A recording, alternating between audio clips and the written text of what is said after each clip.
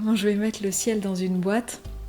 Je crois que dans cette création, je vais largement user des illusions du théâtre. À la fois des miroirs, à la fois des tulles, à la fois de l'immensité. Et je ne cesse d'imaginer un avion qui décolle dans mes boîtes. Mes boîtes, elles font 1 mètre carré, 1 mètre cube. Comment je vais faire décoller un avion? Je commence à avoir quelques idées, mais je crois que ça va être nécessaire.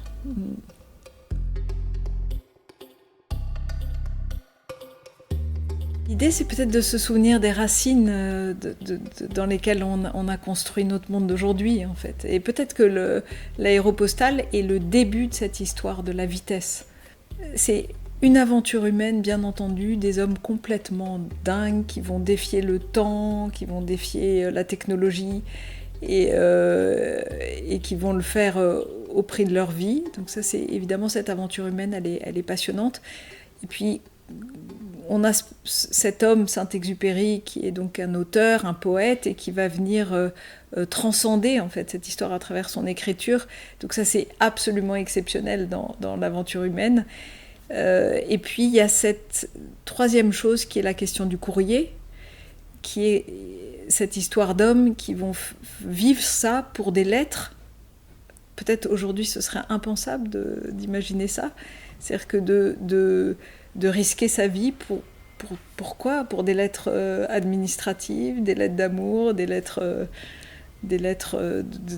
d'absence, des lettres de rupture, pour tout ce qu'on peut imaginer qui est passé dans ce courrier.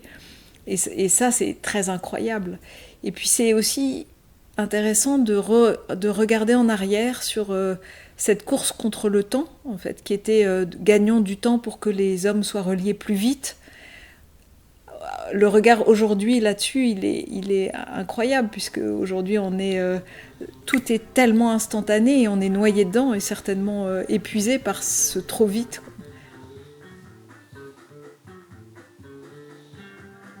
Le sujet se prête incroyablement à l'intime et à l'immense. On est entre le devoir et la passion.